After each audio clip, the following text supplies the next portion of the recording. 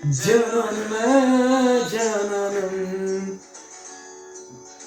değdi dilim terve dilim, tekrarlaydı ismim tilim, anar kök sen tilim tilim, hayranıma hayranım. Gidemeyme imkanım yok, uzun yollar buldu kısa, muhabbetsiz olganım yok, cananıma cananım.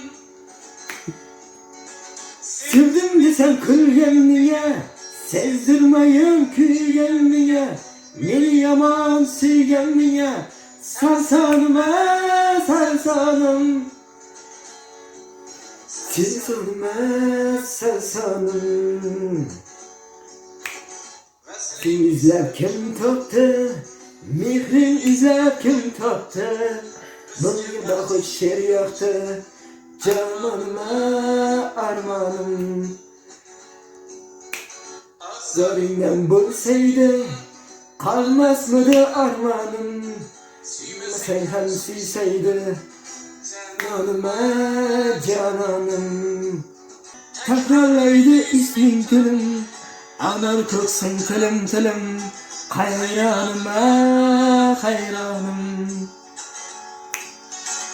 Gidemeyme imkanım yok, uzun yollar buldu kısa, muhabbetsiz olganım yok, cananıma cananım.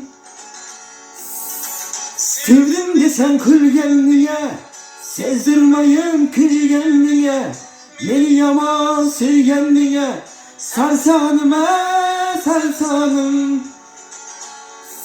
Sarsanıma